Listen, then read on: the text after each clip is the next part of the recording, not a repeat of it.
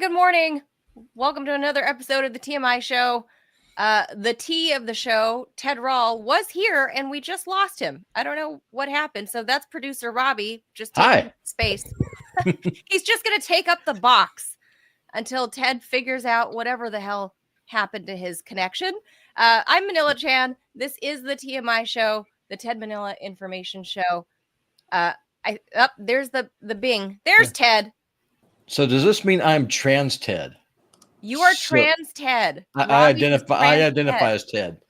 For just a moment. We have a tremendous affection for a certain gray cat. Yeah. It was Clovis. You suddenly find yourself collecting political buttons for no reason.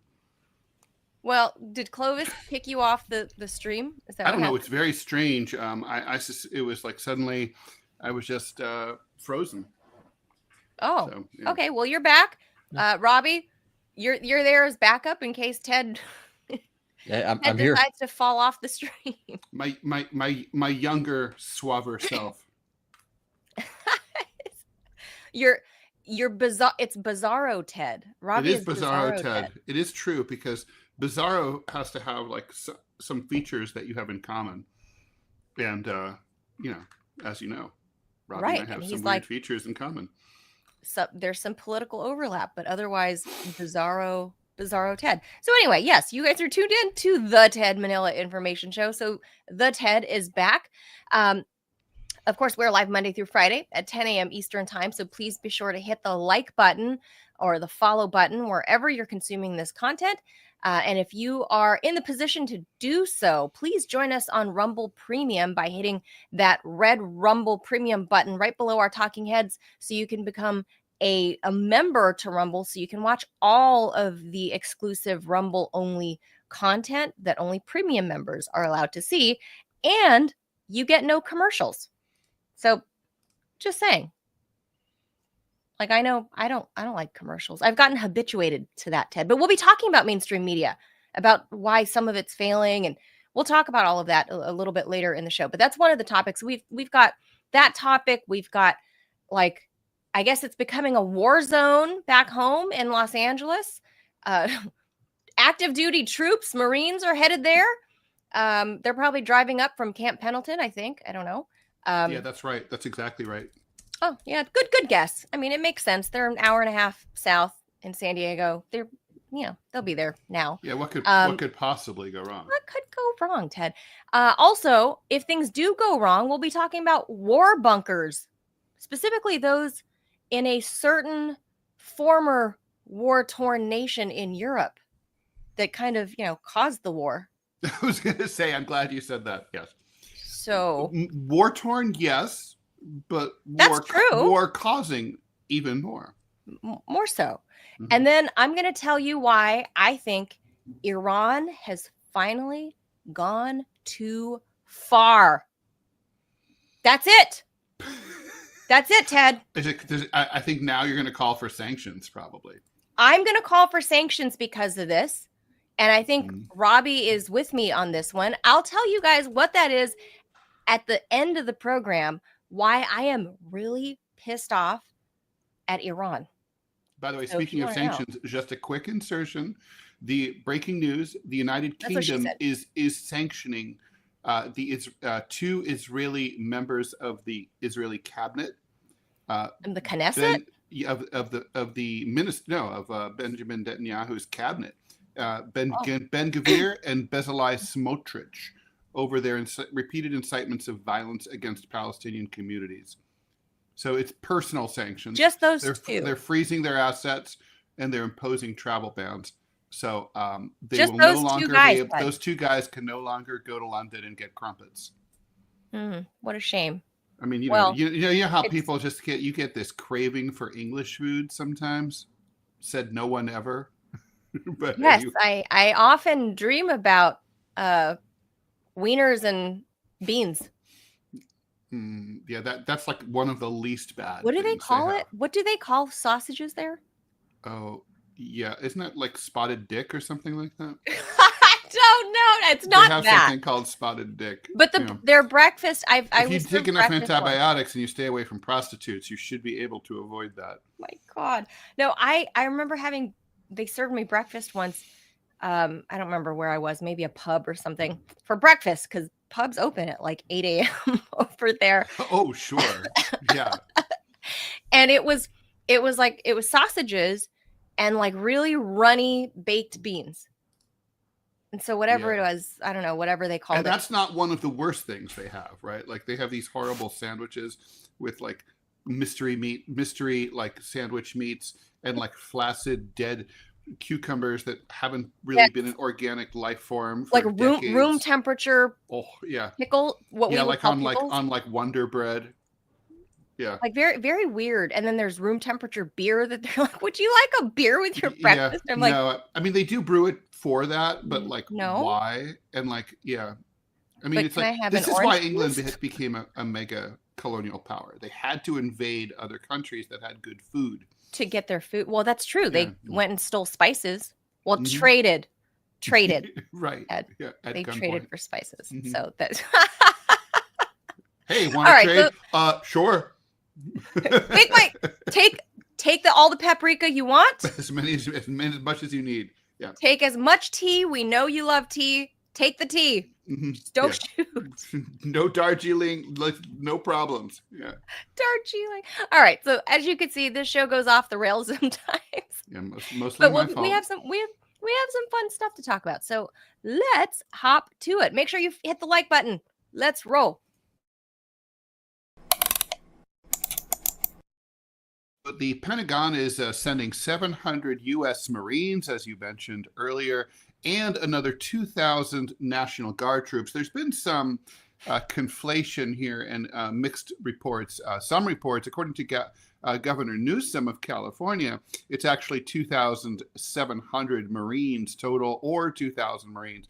There's all sorts of reports. Point is, hundreds and hundreds of U.S. Marines are coming from Camp Pendleton up to Los Angeles.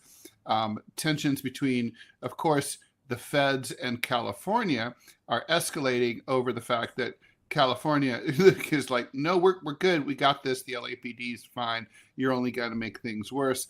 And Trump is determined to make a big swinging dick aspect, deal out of all this.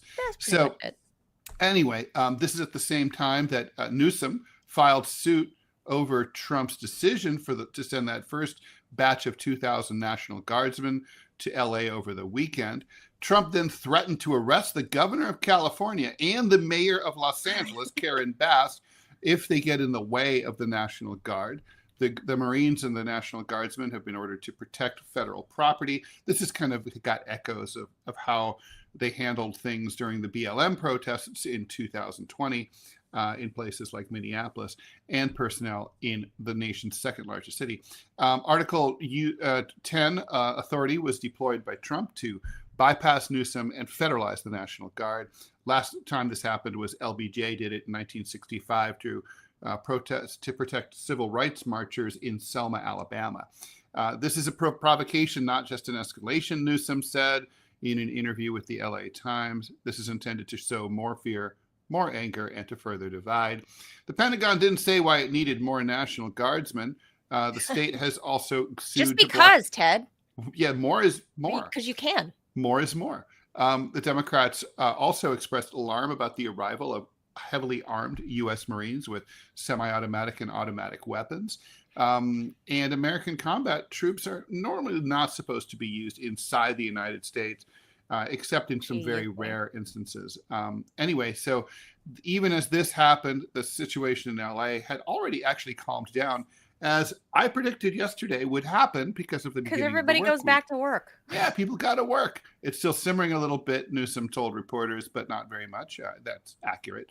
The cops and a few protesters did mix it up a little bit in Little Tokyo, where the LAPD arrested some people, used tear gas. But generally speaking, there were fewer clashes between them. The National Guard has sort of stayed out of things. Ironically, considering all the controversy. For most of the year, ICE officers have snagged easy-to-find migrants, people with criminal records, court petitions, asylum requests. They basically just wait at the courthouse and nail them when they show up for their hearings. Well, and this is what this was the whole crux of the thing that sparked off in Los Angeles, was because I guess they got bored. ICE got bored of doing court stalking and whatever, job stalking. So they decided to just go to Home Depot and just do random sweeps. Yeah. Just all sweeps. Doesn't matter what color you are. If you're out front of Home Depot looking for day work. It matters what color you are. Well, yeah. Yes, but there's a disproportionate number that are outside Home Depot. I'm just saying, if you're chilling, if I'm at Home Depot picking up some nails, I have a feeling that probably I can scooch in and out right past the ICE guys. Nothing much will happen. Yeah. If you were hanging, well, here's the thing. At least here in Northern Virginia in the DC metro, the color of the people that are outside of Home Depot are kind of a mishmash. There's brownish people. There's blackish people. There's ambiguous colored Asian-ish, yellow toned-ish people. Mm-hmm. And some, I would assume, could be white people, but it can also be those damn white pass Latinos that are hanging out in the front. Hey, Manila, I'm being told on YouTube by one of the chatters that my volume is really low. It sounds like I'm whispering. Is that true? It sounds pretty normal to me in my ear. Robbie, thumbs up or thumbs down? 1, 2, 3. 1, 2, 3. 1, 2, 3. Thumbs up? Yeah. Yeah, it sounds okay for us. All right. MR. Yeah. All right. Yeah. So I don't know. So Ted, I think obviously someone else is saying no. Okay. All right. Never mind. Yeah. So more often than not, in front of Home Depot, you'll find more Latino day laborers than other races. But the whole point of this is that in Los Angeles, they just went and scooped up everybody in front of the Home Depot. So you could have just been you could have been about to go inside to shop, and chances are you're Latino if you're in Los Angeles. Yeah, I mean, let's face it.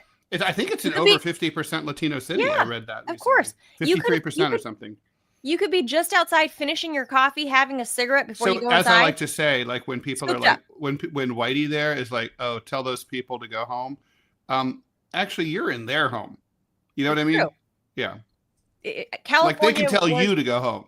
California was. Let's remind the viewers and the listeners that California was Mexican before it became American. Well, I guess it was Spanish, right? Technically, but well, yeah. Yes, but the inhabitants were Mexican. So technically under colonial rule of the Spaniards, yes. But ethnically, the people that were on that land were Mexican. So there are multi-generational Mexican-American families that are there. Sometimes those people are day laborers. Sure. And so absolutely. The whole process. White people be day laboring, sure. Yeah, so the whole procedural issue is the thing that Angelenos have a problem with. And I got to tell you. Not to mention, if you just like whatever hanging out, like let's say on the bus in LA. I mean, most of the Latinos you see there are legal. They're citizens. They were born here. Most people. Yeah, they're just brown they're people. from there. Yeah, mm-hmm. They're born and raised in Los Angeles. Yeah. There are people, they don't all sound like me, but I have friends that are Mexican American, born and raised in the same city as me in Whittier, California, who speak with a very distinct East LA accent, kind of like the Cheech and Chong, that they would, It's actually very charming, or the Chico and the Man thing. It's a very Los Angeles, Mexican Los Angeles accent. Mm-hmm. But no, they're not illegals. They're not immigrants. They're not migrants. They're born and raised in Los Angeles. So the whole crux of this problem that people in the Angelinos have is that it's not, and I'll be honest, Ted, a lot of Latinos in Los Angeles and primarily Mexicans, because they're multi-generational, they are American through and through and through, right? They actually lean a little more towards the, hey, let's tamp down on the illegal immigrant issue, but be humane. They actually do care about closing the borders. They don't want open borders, mm-hmm. but they want people to be treated humanely, especially the ones that are already here.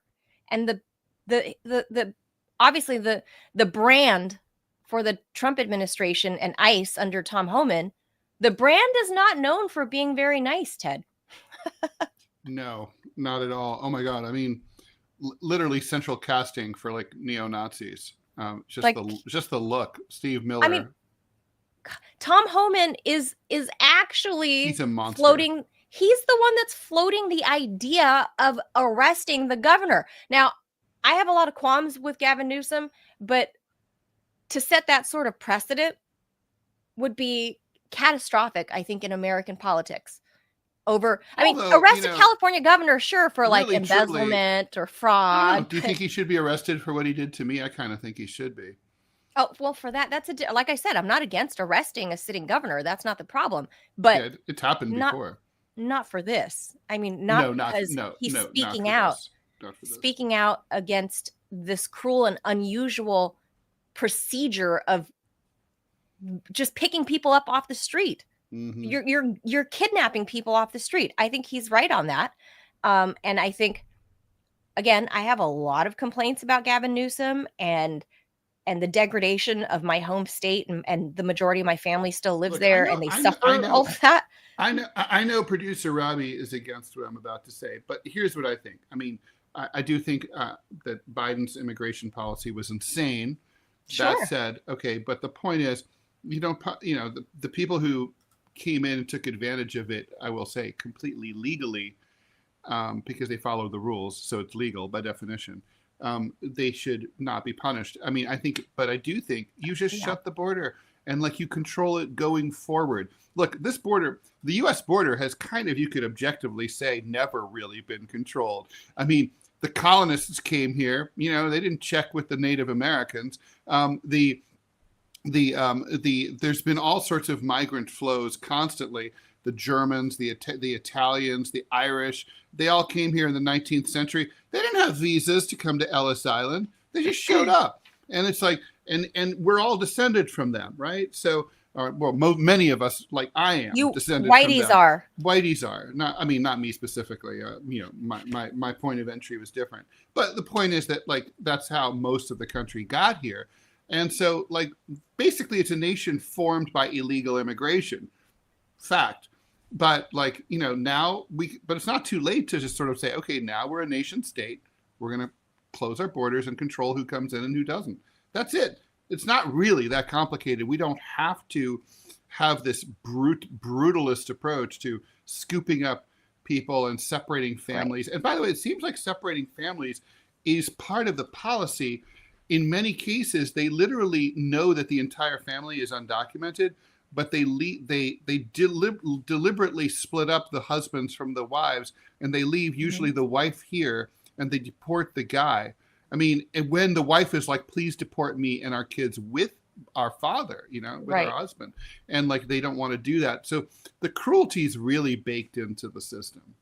Yeah. And it's especially true under Tom Homan. And And I, as you guys know, I was at CPAC, and Tom Homan was one of the speakers, and he was towards the very end. I think he was second to last before Donald Trump came out. And Tom Homan, when he took the stage, I guess some, at least to the MAGA crowd or the CPAC neocon crowd, they view him as kind of folksy in a way because of his manner of speak. And he was dropping F-bombs. He was saying bad words left and right. And I was going, is this really the right audience that he just didn't care. I mean, I get it. Like, given his was he military? No, he was some sort of law enforcement. I forget what, but he really is truly one of these law enforcement type guys. And he spoke that way. And I was shocked the first F-bomb he dropped, but the audience loved it. Loved it. This CPAC was very different than other CPAC years that I'd gone to, in that it was the formality had all been gone. Trump had just won. He was cop very briefly in upstate New York for like a hot second, like a year. And Weird. In 1983. And then he joined ICE. Or at the time it was called INS. So he's been with this type of organization for a long time. So he talks, but he talks that way, right? He speaks that language. And it went over really well with the crowd. And that, to me, told me very early on, the temperature in that room, I think I could glean that the rest of the 4 years was going to look like that. And sure enough, here we are. Tom Homan and, linking arms with Stephen Miller and just doing the grossest things to people that don't look like them. All right. Well, we'll follow this story. Let's move on to our main subject here. Warner Brothers Discovery is breaking up into 2 publicly traded companies by next year. So what they're going to do is they're going to separate their film and streaming operations from their global cable TV networks. So the new company is going to be called Studios and Streaming. I don't know if it's going to be, I guess it'll be Warner Brothers Studios and Streaming. Yes, the SS. No problems with that. Warner SS. Warner. Including Gunnar HBO. SS. So that'll be HBO, HBO Max, Warner Brothers TV, and DC Studios. And that's going to be under the control of CEO David Zaslav. The Global Networks unit, which will be the other spinoff, is going to be CNN, TNT Sports, and Discovery. And that will be it's the CFO Gunnar Wiedenfels will be stuck with that. So basically, the move follows a corporate reorganization late last year that split the company into 2 internal divisions. So basically, that was the predecessor. Now those 2 divisions will be actual independent companies. The executives they argue that the split will allow the streamers to respond more quickly to the market trends, while the networks group focuses on managing its legacy stuff. Streaming is now 44% of TV usage in the U.S. Cable is less than 25%. Broadcast is 21%. Most of the debt will go with global networks. That's the non-streamers. That's the legacy stuff, which will have a 20% stake in the streaming business, with plans to monetize that in the future to help reduce its debt. As of March, Warner had about $34 billion in debt, much of it tied to the merger between WarnerMedia-Discovery, Warner Media and Discovery. So basically, like many mergers and acquisitions, they borrowed a lot of money to do this. They probably actually couldn't afford to do this. And now what they're doing is they're sticking the debt from the merger to the more beleaguered of the 2 entities that are going to be successor entities. Manila, I've seen this particular corporate script before. You have too. Yeah. And basically, it's a death sentence for the legacy part of of Warner. They basically it's like which a fuck one do you think they're killing? They're killing the legacy side. They're basically the CNN side. Yeah. So what's going to happen is the CNN side is going to have all this debt. and they're never going to be able to pay because, after all, think about it. They're saddling all the debt to the side that is making the least money. Well, what do you think is going to happen here? Obviously, that side's going to go bankrupt. This is their sneaky way of basically going bankrupt without going bankrupt. It'll be like they'll wipe that debt away, and the CEOs and their compadres will be able to walk away with a big paycheck as usual. It's very sleazy. It's sadly very common. I feel sorry for the people who are working at companies like CNN and so on, because they're not doing anything wrong. It's not their fault that the market has evolved in this way. And if they were decent about it, they would have the expanding part of the operation subsidize the contracting part of the operation. But that's not what they're doing. So basically, it's like, sucks to be you. Right. We're sticking you with all that side will go bankrupt within a few years. So I find it strange that they are. I mean, to Ted's point, he's 100% right. I remember a million years ago, Ted, in the early 2000s, when regular radio was still a thing. I worked for Clear Channel Radio, and so did I. KFI was a Clear Channel station. So a million years ago in Los Angeles, that's where I got my media career start, and then there began the rumors that Bain Capital was coming in, right? Mitt Romney. Mitt Romney style. Wah, wah. Bain. So he's coming in, and we're like, oh, well, that's not good if Bain Capital's coming in, because what's going to happen is like slit everywhere, cut. But anyway, so Bain comes in, and at the time we were developing what is now, I mean, it was just a little app, this new thing called an app, right? And like, this was like 2006, 2007. We were developing this new thing called an app called iHeartRadio. So I was there for the dev of this, right? And it was like this streaming. What's streaming? So anyway, fast forward a couple of years. I'm already gone from there. I'm in the Middle East doing my reporting thing. Bain comes in, cut all kinds of stuff. I mean, from what I understood, there was mass layoffs at the Burbank headquarters of Clear Channel. Hundreds of people. I mean, we had the whole building, and we were next to Warner Music, actually. And some of the other Warner properties were next door. Across the street was Carson Daly's whatever show he was hosting at that time, the nighttime, whatever it was. So it was a whole like media thing. Warner Brothers, the lot was right next door. So it's like this whole media area, and it was just the talk of the town because it was a bloodbath, Ted. Hundreds of people that I worked with were just instantly just pink slipped. Goodbye. With no warning from every department. Now, they split off. What Bain did was split off some of the Clear Channel properties. And just like this, they owned many, many, many brands, right? Just like this. And they split off. They split off the iHeart new, the new media, which in 2008 was new media, was streaming, right? That has become successful, and has basically kept their media operations alive. But what happened to Clear Channel billboards, Ted? What happened to Clear Channel, the other comms stuff that they did, their engineering? All of it's dead. It's just all gone.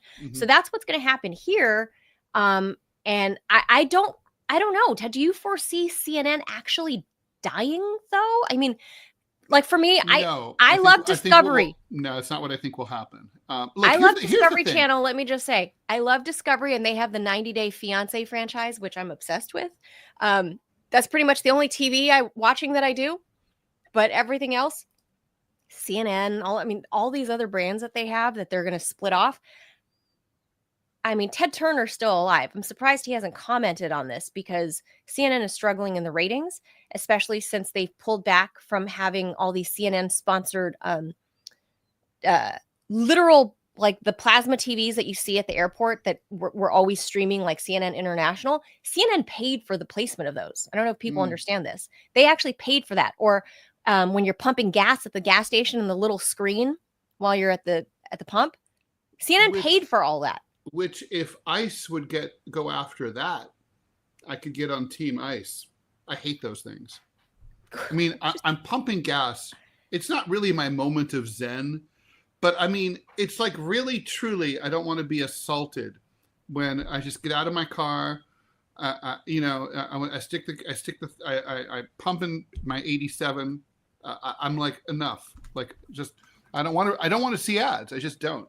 It's like, do you remember there was a period? I don't know if anyone's still doing this, when there was a push to put ads on the ground, right? Like at airports, there were the giant stickers on the ground that were ads. And then also there was a period where at the beach, there were machines that moved the sand into the shape of an ad. And it was just like, fuck off, like enough. There's already at the beach, at many beaches, there's planes with the ads. Those are kind of funny. That was their innovation. So you can thank them that now everybody else does it. And we got to give a shout out to our regular viewer, Well-Dressed Nerd, for the $5 donation. And he says that you're making a trash argument because Bakari, the Bakari sellers argument, I guess Bakari's on CNN or is he on MSNBC? I don't know. I don't know what the Bakari sellers argument is. He says it's trash. Put it in a box, get it out of here. Basically, bury CNN. No, I mean, so to answer your question, so basically, look, you and I are both out of legacy media. Look at newspapers, right? Obviously, they are and have been in deep trouble, and their outlook is bad. But there's still some money to be made. So some newspapers will remain in business until, as long as there's money to be made. There's some money to be made in CNN. It's just that it's going to be less and less and less over time. It's worth less and less over time. But basically, it'll be spun off to an individual. Now, one of two things will happen. Some madman like an Elon Musk will buy it and then try to revive it. That's something billionaires tend to do. Look at the Kushners. Bezos with the Washington Post, Dr. Pat with the LA Times. The Kushners bought what was it? What magazine? One of the younger Kushner brother he bought. New York Observer was owned by Jared. So there's lots of examples of that. Something like that'll happen, or it'll just putter along. It'll be in someone's portfolio. It's just going to be worth less and less. I don't think CNN's going to go completely under because it still has a place in the firmament. I don't know. I think their ratings have been in the tank. I mean, they have been. CNN and years. MSNBC, it's been steadily on the decline. But even at the height of like the election cycle, their viewership was like, I don't know, almost half of what it was, let's say 15 years ago, right?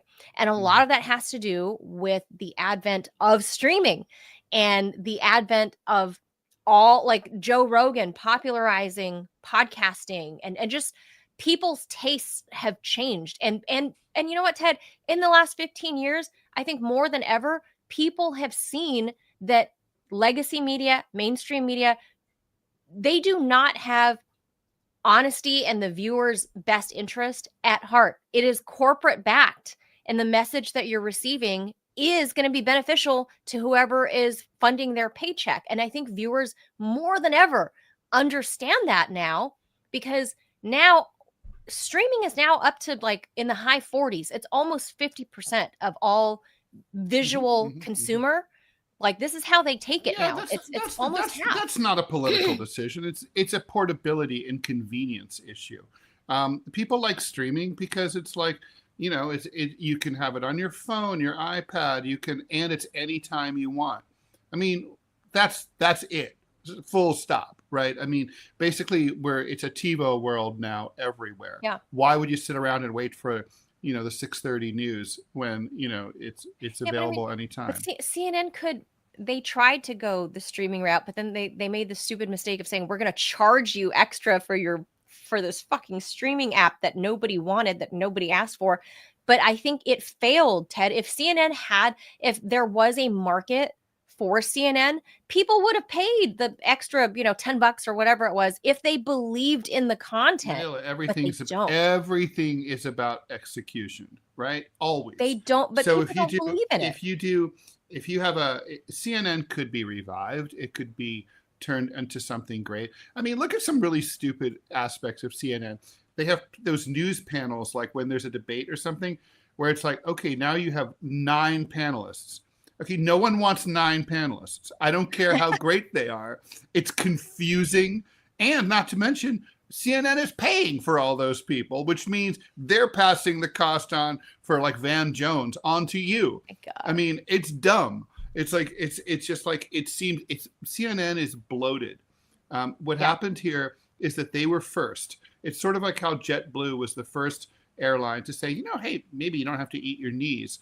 Maybe you don't have to be in first class to have a chair that's a decent size and that that's a fairly comfortable and has a TV in front of you. And then everybody copied CNN. Everyone copied JetBlue, and then eventually, then JetBlue though didn't keep up. They didn't leapfrog over. Now all of JetBlue's planes, then the experience feels a little tired and a little sad. And it's like, that's what it is. Like, if you innovate and everyone follows you, you've got to keep innovating and be ahead. Otherwise, your competition's going to eat your lunch. That's what happened to CNN. I mean, Fox ate CNN's lunch because Fox figured out infotainment. It's like, it's about making the news entertaining. And Fox is entertaining. CNN is boring. It's not quite as boring as MSNBC. And let's be honest, MSNBC is insanely tedious. And by the way, and this is not even about the politics. It's tedious. Like if you look at MSNBC, it's the business model. There's a lot of talking heads with no visuals, for example. And it's like, it's true. Television. Yeah. It's a visual medium. Right. Well, because it's a visual medium, the Murdochs really figured out, and this is going to blow your mind, Ted, that people like looking at hot chicks with short skirts. Yes. Nice legs on TV, Ted. I know, groundbreaking. I feel like whoever comes up with upskirt news is going to make a fortune.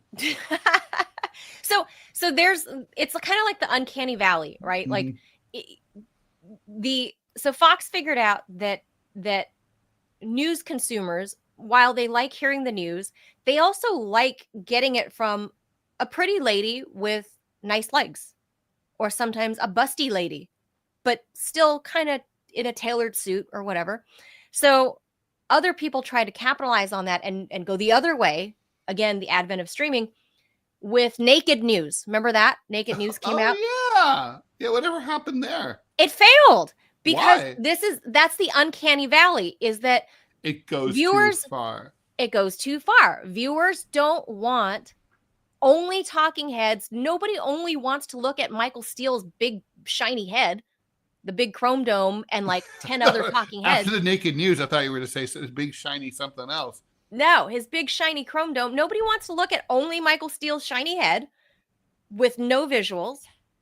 Yeah. And on the other by the way, Michael Steele is an excellent analyst. I mean, really, truly, he's an excellent looking man. Well, that too, and he's one of the better. He's a very good looking man, and he's really one of the better personalities that MSNBC has. But they just don't really know how to package. They don't know how to package what they have at all. Nobody wants to look at that, or like Jen Psaki, right? Or Jake Tapper. People are sick of Jake Tapper, especially with his stupid book that's out that I don't know. I mean, you bought. Oh my God, Millie, you are so wrong about that book. That book. I mean, okay. No, I mean, I resent the fact that it's $26. God! Because it's I mean, I'm sure it'll be out in paperback after. It doesn't matter. It's essential reading for all Democrats should be like kidnapped by ICE and at gunpoint forced to read that book.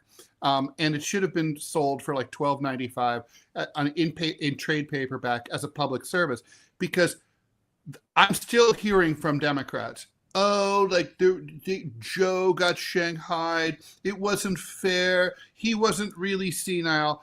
No, he was really That's senile. why. And the Tapper book has all the receipts, and there's no denying that it's all true. And like, honestly, like, okay, it's nitpicking to say Jake Tapper, like, he should have said something for 4 years. Yeah, he should have said something for 4 years. But the point is, that's not here. But that's not the point, right? I mean, actually, I kind of know why he couldn't. I'm sure if he wanted to, CNN wouldn't have allowed him to. Of course and not. Also, he's not an analyst. He's a host, right? So he's not paid to do analysis. News. Well, he is, right? I mean, and no, he's not. And he said nobody would nobody would talk to him at all, on or off the record, about Biden until after the election.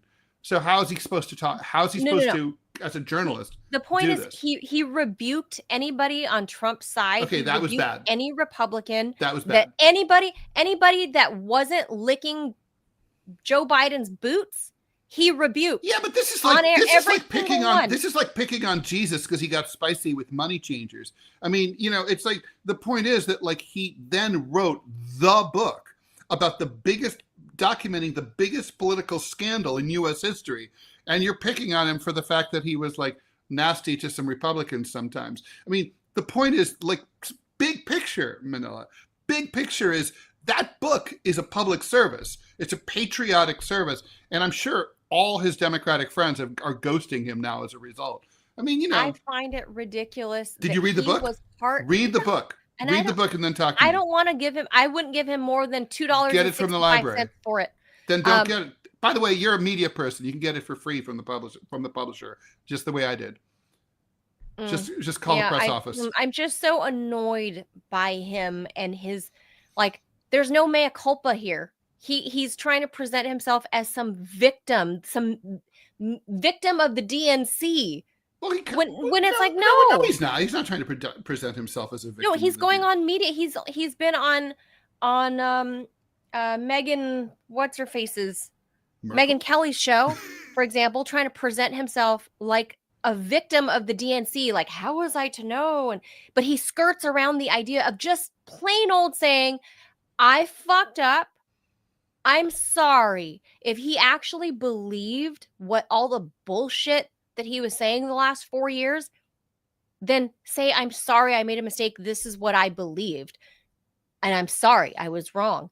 But he can't say that because he knows he didn't believe it. He was disingenuous and lied to Americans' faces for 4 years about Joe Biden's condition. He was not. He was hard. Okay, all true. But he was hardly the worst, okay? And unlike the other ones, like, say, Jen Psaki or Karine Jean-Pierre, or those people, they literally, or the worst one of them all, my old buddy, hi, Rachel, all those people, they're the worst. They're the absolute worst. And they didn't write a book, at least he wrote a book that required him to put his dick out on the table and like take some chances. I mean, I give props there.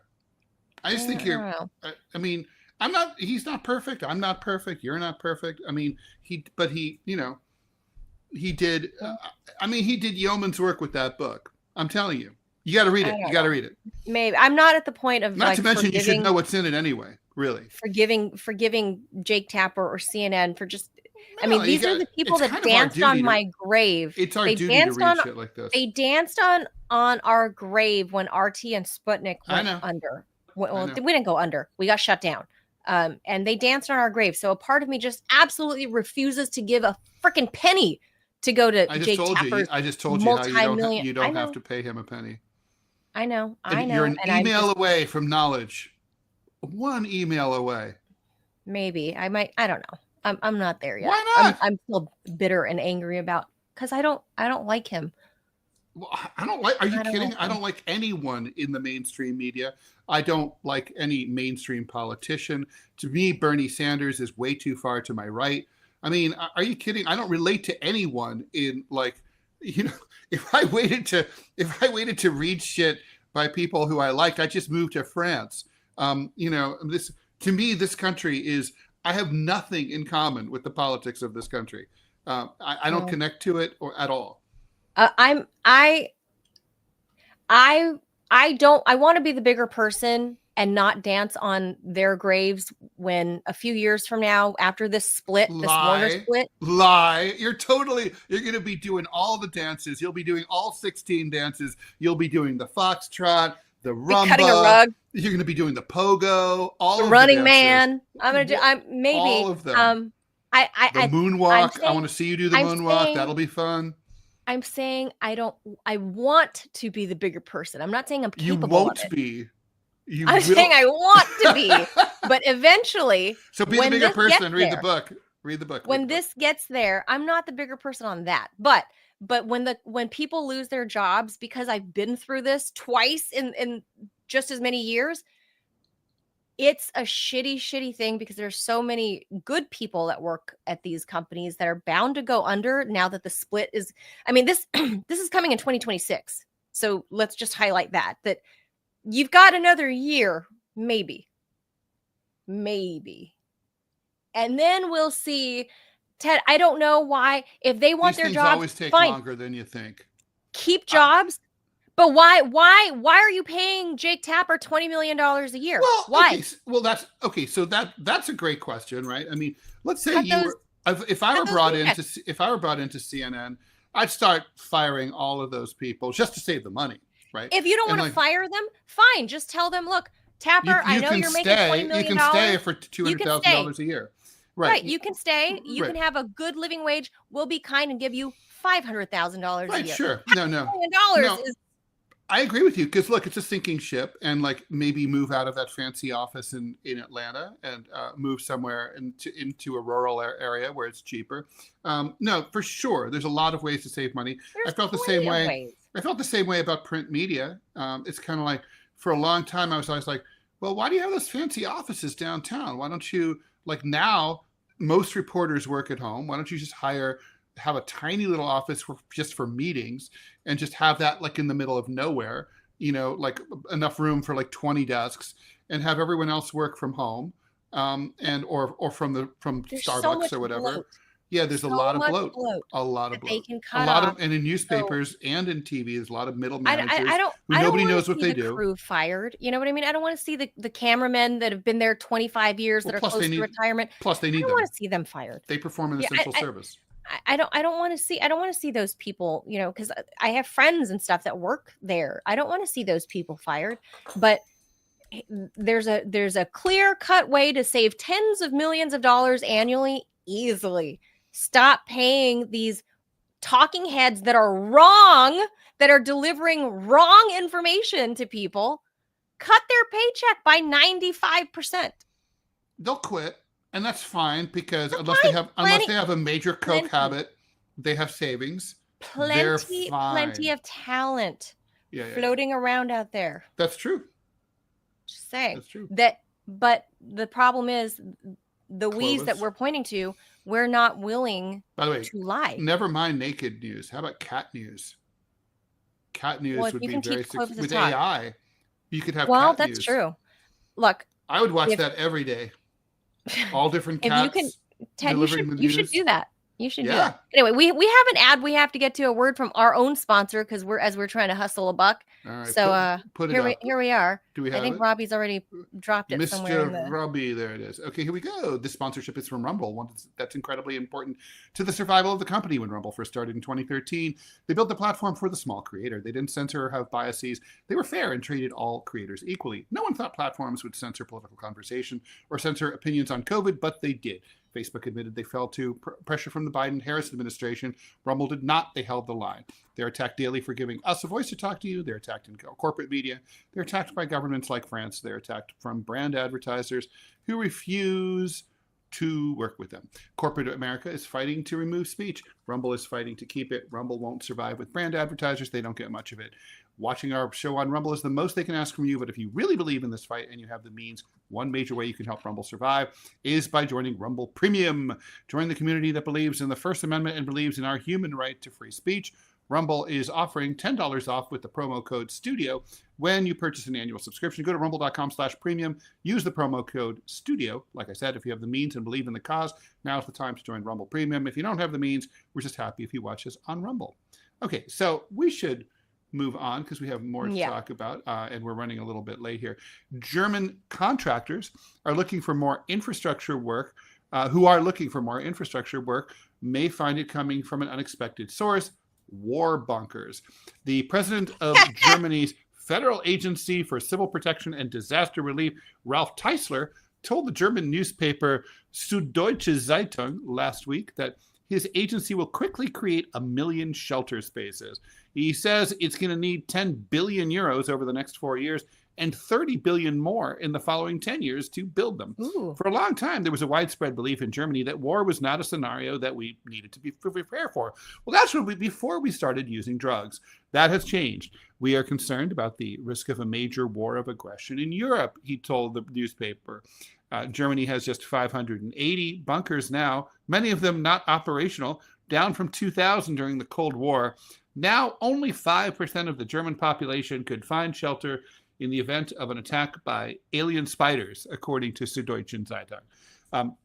Teisler said that his agency will upgrade metro stations, tunnels, underground garages, and basements of public buildings. New bunker systems with very high protection requirements cost a lot of money and time, he said, happily. His agency will be counting on a share of the 500 billion euro emergency infrastructure fund the Bundestag approved in March. What? Okay, so obviously this is Germany's way of saying the Russians are coming. Yeah. They're coming. Although when I study my history, usually from the Russian point of view, it's the Germans are coming. But, you know. Yeah, I mean, historically, that's how that goes. Yeah. That's kind of been the case. But for me, I view this as more evidence that globally, the problem is war is a racket. And that even though the Russians are not coming, the groundwork has been laid since 2022, even before that, actually, before Russia's special military operation even began.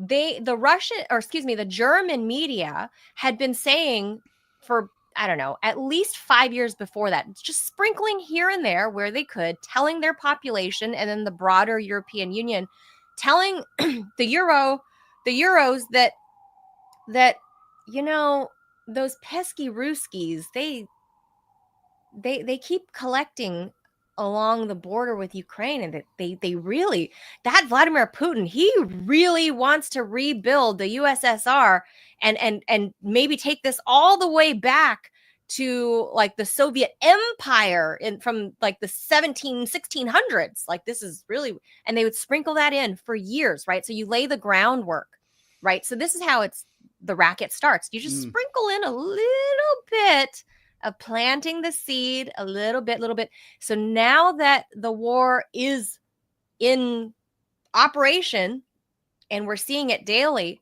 even though Americans are growing tired of it, the Europeans are now, because it's, you know, in their territory, they're like, oh my God, the Russians are coming. And so this company is like, perfect.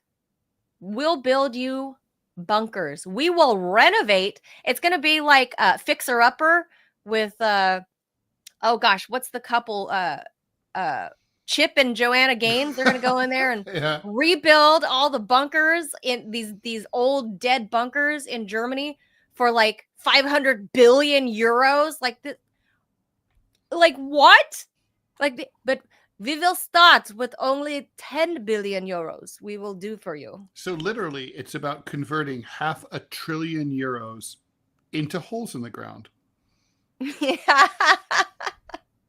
So, while I was doing some research for this, Ted, I fell into this video rabbit hole of what bunkers look like. And one guy, I mean, I found a video of a guy that built his own homemade bunker. I don't know if I would stay in there if I were his wife. He's like, I made one for $5,000. Ooh, scary. Yeah, I'm not sure I would put my family in. I don't know. It depends on how you feel about your family. Yeah, well, yeah, I Not feel like everyone it's a loves their big family, mass coffin, right? Like, but billionaires really are building these things. This is a thing. This is like I'm talking about Americans though, but like I feel like this is kind of what the German builder is. It's a racket. He's trying to get a piece of the pie, man. The money has already been budgeted and allocated, right? So the dude is he's got a hustle, man. He's found his hustle, and he's like, well, given that the Russians are coming, how about I protect my fellow German brethren and build millions of bunkers to protect millions of Germans? Then the race shall survive. It's very strange. I mean, first of all, where's this threat supposedly coming from, right? So it's Russia, but they're not saying it. To believe in this, right? One of two things is going to happen, right?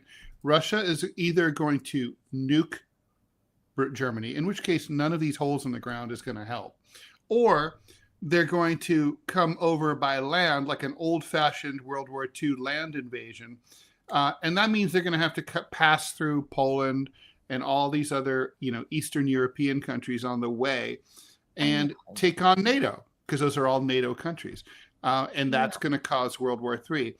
And so by the time the Russian troops arrive in Germany and everyone's hiding in their holes, it's all over, because the whole continent is irradiated. I mean, this is just sort of like, it's one of those things. I always game things out like, okay, well, let's just say worst case scenario happens. Well, the worst case scenario doesn't help you in your worst case scenario. This is just literally like, even if everything plays out the way you're concerned about, it's a waste of money. So it's psychological. We still, when I came to college in New York in 1981, one of my first journalism article ever is an article I wrote in 1981 for the Columbia Daily Spectator, the student newspaper. And it was about the fallout shelters that were still under Columbia University from the Cold War. Now, bear in mind, the Cold War, basically those fallout shelters went, defunct basically around the Kennedy administration. So it had only been about 20 years. There's steam tunnels that connect all the buildings under Columbia University. And steam tunnels. Yeah. So basically they're tunnels, like you can use them to deliver stuff, but there's pipes that deliver steam from one building to another. The campus was built at the turn of the last century, right? Like around 1900. And so that's the technology. And so basically I snuck in. It wasn't hard to get in. You just took the elevator down to the cellar, borrowed the key from a friendly custodian, who could be bribed perhaps with some liquor or some weed, maybe, just saying. And then you got down there, and then just basically walked around. And there were dehydrated water biscuits. There were these cans of civil defense cans that were like sort of olive green, that they were supposed to be filled with water right before you were supposed to know that the atomic attack was coming long enough to fill it with water and drag this heavy thing that weighed hundreds of pounds down into the tunnel. You drink the water after the blast, and then you could there were toilet seats that went on top of it, and you would fill it with your pee and your poo, and presumably the crisis would have passed after that. You would subsist on water biscuits. There were boxes of civil defense tampons and sanitary napkins down there. It was a pretty bleak existence down there in the steam tunnels. And that's assuming here in Manhattan that you would survive the direct hit from the Soviet ICBM, right? and still, you walk all over New York City, and there's still these old, fallout shelter signs with the radiation symbol on them. Weird. Outside of buildings, all over my neighborhood. I stole one years ago. I have it somewhere in a box. And like the point is, they're everywhere. And like most of them, what they meant by fallout shelter was the laundry room. Like in the event of atomic attack, you go to the laundry room and hang out next to with the lint. You know, it's ridiculous. This is paranoia. It's like making people think they can do, making people think that they can do something about something that they can't really do anything right. about. So that is my whole point of the German bunkers, is that this is just another company that's looking to exploit the fear that has been. It's a money extraction machine. That's all it is. Now, this particular video is alleging that there are the video that we saw at the top, I mean, not at the top, but going down the stairs just a moment ago. This guy says these AT&T bunkers were spaced out every 20 miles, spanning from California to Washington, D.C. I don't know exactly. I mean, yeah, but I think if I'm not mistaken, I've heard about this, and I think if it's the same thing I'm thinking about, these bunkers were in order to keep the telecommunication system going, so that the switching stations and everything, the nodes for the phone system, were all underground, right, and protected and could be accessed after the atomic apocalypse.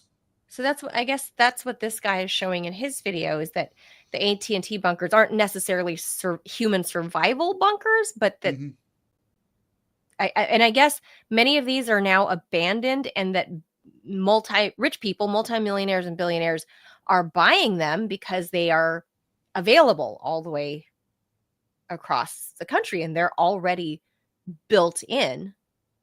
It says this bunker was made to withstand a 10 kiloton what? Nuclear blast? That's cool though. That door is awesome. It's like this a bunker safe was made to withstand a 10 kiloton nuclear blast from a half mile away. So it could be that close. So that door, I mean, it's got to be lead, I imagine. But he's saying that in this video is that a lot of billionaires have actually purchased it. And look, they've kitted them out like this. So I don't know that the Germans, it looks amazing. I mean, yeah, I don't know if the Germans are doing this. Well, there's no windows. Well, they might have this disco light. That's yeah. The bar disco light. This is like the hatch in the TV show Lost. I have been to several German nightclubs, and they do like these tacky flashing disco lights, even well into the 2010s.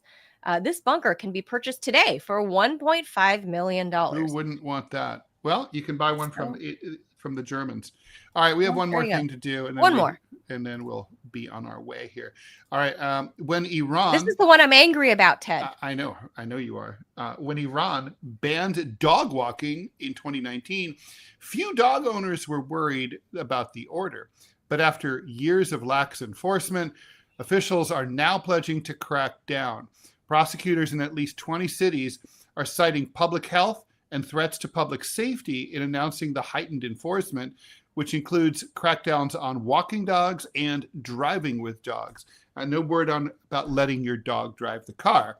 Dog walking is a clear crime. Mohammed Hussein Durudi, prosecutor in Mashhad, which is in northeastern Iran, told reporters on Monday as he announced the city's plan, according to state-owned media IRNA.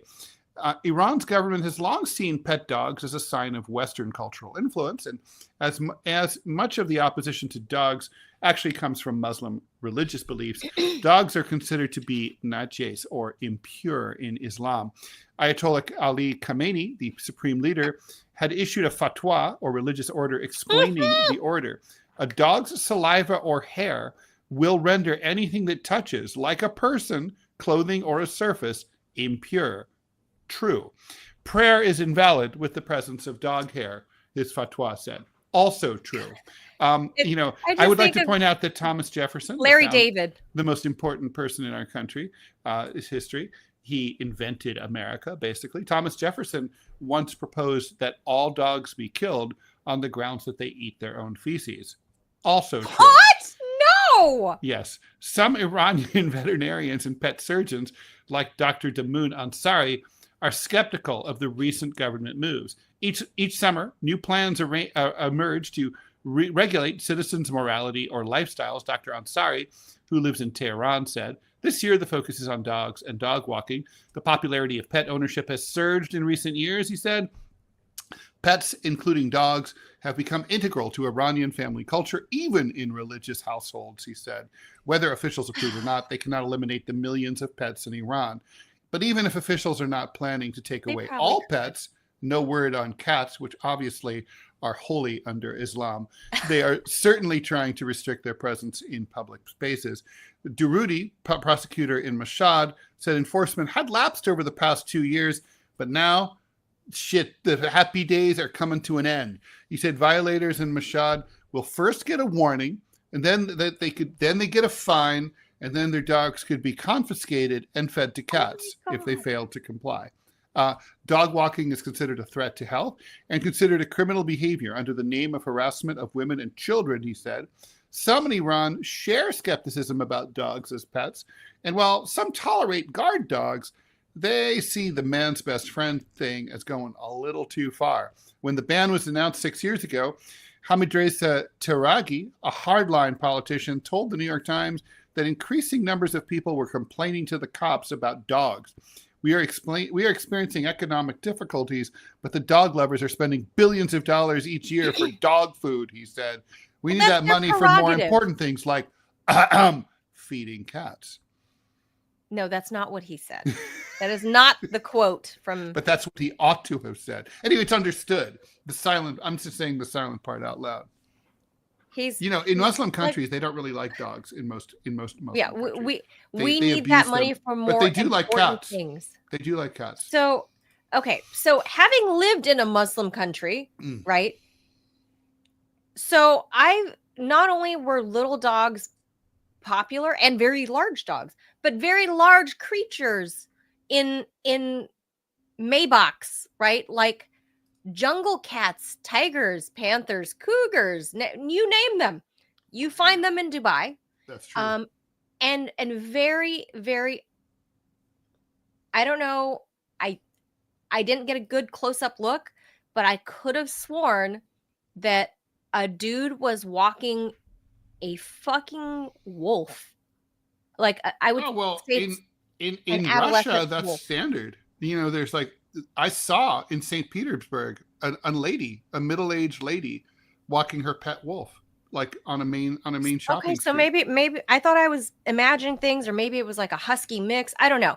But so to say that there's a difference. Muslim you culture, can tell. You can really tell. To say that maybe it was like an adolescent wolf. Maybe it was like an adolescent wolf. But my point is haunches. Holy shit. To say that having a pet dog and loving your fur baby or your furry little friend, to say that this is some sort of assault on your culture, it's beyond that. Manila, I mean, look, a religious official who hangs out personally with God said that God told him that that invalidates dogs invalidate prayer. The dog's saliva makes prayer go away. So if you prayed and said, please give peace to the people of Palestine and make the Zionist entity go away, your prayer would have worked. But if your dog slurbles you, at any time around that time, then the Zionist entity gains additional strength and bombs Palestine even more. Robbie wants to chime in on this dog talk. Well, I think as the most religious person here, I think he'll obviously agree with the holy man in Mashhad, which is, by the way, a holy city in Iran. No, that's true. I've been there. It's that's look, it's a religious authority. He knows God. God said, if you have dogs spit on you, your prayers aren't going to work. It's null and void. Yeah, basically it causes interference, static on your. You get to have a lo-fi connection to God. Horrible. So nobody. I mean, that's science. We have to respect. We have to follow the science, Robbie. No, so I'd be careful about what I say here. One, Allah is a really weak ass God. If it can be thwarted by dog spit, I'm just throwing it out there right now. I mean. Muslims, I don't know what the hell it is that you're worshiping, but if he's afraid of dogs, find yourself a new God. I recommend Jesus Christ, who died for your sins, who can bring you to heaven, who's coming back to set up a new earth. So Jesus is not afraid of dogs. convert to Christianity. You don't know that. You think he fed? You don't know that. Number one, I 100% think Christ was kind to dogs? There's no word on whether. There's no word on Christ's interaction with dogs in Scripture. Right, we don't know. That's true, but he also never said, "Hey." He rode on a donkey. He rode on a donkey, though, so we know that he did. Yeah, he did, and I mean, he never prohibited owning dogs, and he also created dogs. But he never came out in favor of it either, did he? Well, he created them, so I think that's probably Jesus a pretty didn't create good. them. His dad created them. No, Jesus created all things. Read your Bible, Ted. Read your Bible. God created all things. Jesus is God. So it's the Holy Trinity. I have a real problem with this new law in Iran. I don't usually interfere and get angry about laws, but I'm really annoyed about this one because it's pretty well known. I'm a dog lover. I like cats. I like all animals, especially the tasty ones with the big brown eyes that they bat at you. Yum. The big cows. Yeah, but I thought you were talking about you were rolling Haitian style. Yeah, no. Dogs and cats. No. But this law, like, come on, this is human nature. It is not Western influence. People for throughout history, we can go back to Neanderthal times. It is Western. All kidding aside, it is Western influence. Of course it is. Mankind has always liked. Dogs are haram in Islam. Dogs are considered filthy animals in Islam. But that's what I said. I was afraid of dogs. So seriously, get yourself a new dog, a new god. So that's number one. Second, get yourself a manlier god. Second, it seems like Iran probably has bigger problems than dogs right now. I mean, Israel. I can't. Israel's starting to bomb them, but they help their big friends. According to that one guy, the economy would be booming, and there'd be no poverty in Iran if everyone wasn't squandering billions of dollars on dog food. Stop spending money on those stupid dogs. I guess maybe that's true, but I mean, also Iran does not really treat women very well. So maybe you could get yourself a new pet wife. With that dog food, like you could just go to a village, buy yourself, maybe a teenager, you can roll Muhammad style, maybe buy yourself a little girl and then you can marry her. I mean, hey, that's an option. It wasn't U.S. sanctions that are interfering with the Iranian economy, Ted. It's no. It's not only that. It's that the local civilian population is spending billions of would-be dollars on who knew that the Iranian dog food market was such a major sector of the consumer economy. I didn't know. I mean, and that they want them to spend money elsewhere. Generally, I'm pretty anti-war, but I'll tell y'all right now, I would go full on Ted on this. I would petition the new Pope to call a new crusade, liberate Constantinople on the way, free Anatolia from the Turkish yoke. That way dogs can return to Anatolia and be safe. And then just march all the way to Tehran for the dogs. I would 100%. That is a war I would get behind. I'm a fan of the dogs. As you know, Robbie, the Crusades, didn't really go that well. And they ended up killing the people they were trying to save. Well, in Constantinople, they killed the Christians because they were wearing funny hats. Just damn Venetians. Oh, no. But I mean, just maybe you exclude the Italians. Well, I mean, Italians are terrible soldiers anyway. So I don't know. I guess you use them to catch the bullets. Just put them in Operation Human Shield. Let them lead the charge. Like how the Mongols would do with their slaves. They'd send the slaves up first. That way they'd catch the arrows. Usually Italians for that, I guess. I probably insulted like everybody. Right? Yes, you did. Yes, I'm not honestly. Honestly, your political career is probably over. You will not be. I would not be shocked. Darn. I would not be shocked if the Ayatollah literally one day just says all pet dogs are now illegal and there would be like a mass cull of your pets. I think that would cause the next Iranian revolution. But there could be a diplomatic arrangement with Haiti to sort of make this a win-win for both countries. Listen, I would cheer ICE on even more if I found that they're eating more dogs than what they already are. I mean, 100%. I would be like Team ICE all the way. I would donate to ICE to start deporting the dog eaters. So this would be, tell you, I'm going to say it again. This would cause the next Iranian revolution is going after everybody's pups. By the That's way, going to do it. It is so stupid, this though. is closer to. Didn't the Chinese government also get really pissed off about dogs a few years ago? I seem to remember that, where the Chinese government was pissed off that Chinese people were dedicating significant personal resources to coddling their dogs, and it wasn't going quite this far, but they were kind of like contemplating: is there some way we can like shame Chinese people who are more shameable than most people into like de-dogging their lifestyles? Really? No, I don't remember that story. But if it's true, shame on them too. War on them too. No, on a positive note, now, if we are able to move to this apartment that we're looking at, we'll actually be able to get a dog. So maybe we can adopt an Iranian dog who's soon to be homeless, and bring him in as a refugee. So that way, yes. Now that's a question. Them refugee status. Now you like refugees, huh? If it's four-legged and has fur, yes. I have no problem with that. If you're two-legged and you're able to vocalize, get the hell out of my country. Yeah, so listen, guys. So in some Chinese cities like Beijing and Hubei province, do not allow any household to have more than one dog. And large breeds are banned in some regions. Dogs must be leashed in public. Dogs must be registered at all times. There's a crap ton of dogs. Dogs have been confiscated and even beaten to death. In 2023, a dog was dragged from an apartment in Shanghai, and an elderly woman in Xi'an begged to keep her dog. During COVID, the authorities killed the dogs of quarantined owners because they thought the dogs could spread the virus. Catch it. I'm Team Taiwan. I'm Team Taiwan now. That's it. We're over this. It's just y'all heard it here. Donald Trump, go to war with China. Save the dogs. Go to war with China. Go to war with Iran. Save the pooches. That's it. So, hey, that's all it takes. I don't know. I mean, look, here's this is, I think, provides a big entry for the cat market and the ferret market.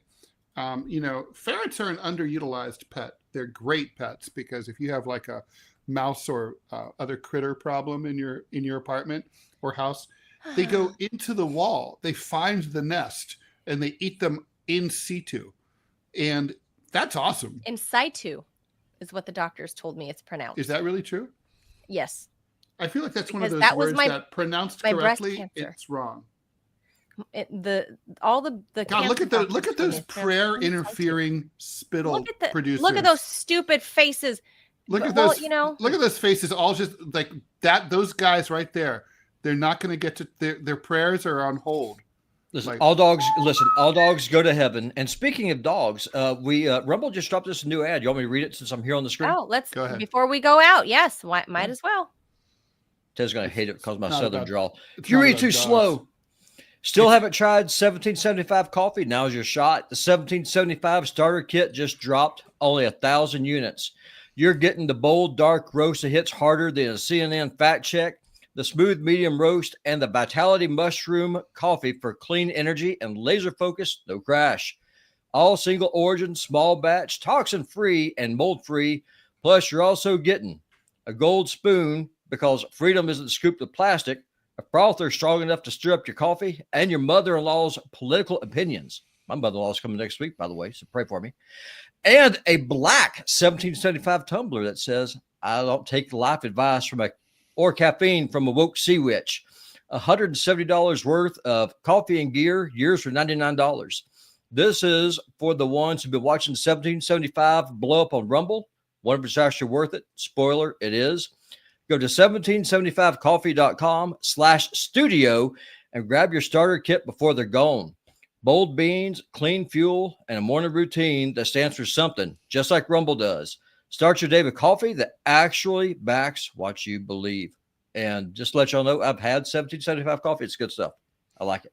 By the way, another word about dogs. During World War I, during the anti-German hysteria due to the fact that we were at war with Germany in World War I, in Columbus, Ohio, which had a German town, hysterical anti-German mobs patrolled Germantown looking for German shepherds and killed them. Oh. because people are stupid. So people are dumb. Anyway, all right. So that's going to do it for us. Let us know what you think. And hey, you Iranian viewers, we know a lot of people watch the TMI show in Iran. Sure. We welcome our Iranian the Ayatollah, I think. I just want to remind you, cats, your dog alternative. And cats don't interfere with your prayer. That's true. But one thing, just a really quick little side note, Ted, you'll appreciate this because you're a history student. The pigeon that delivered the message from the Liberty Brigade that was lost during World War I in the Ardennes is actually stuffed in the Smithsonian Institution. So you can see that pigeon. Ew. I think Ted's frozen. I think he has completely missed all that. Freeze. Yeah. All right. So, that does it anyway. That's the end of the program anyway, as we take the walking tour of one of Central Tehran's dog parks. That's what's on screen. That's about to be banned. I know. So dumb. Anyway, so dumb. Anyway, that does it for us. Ted's frozen. We'll leave him there. Make sure you guys hit the like button, the follow, the thumbs up, all of that good stuff to help us grow our little program. Ted is officially dropped off. Robbie is trans Ted for the moment. And save the doggos. Save the doggos. Save the doggos. Yes. All right, that does it for us. We'll be back mañana. Adios, amigos. Thanks for being here. Y'all. Bye, guys. Bye.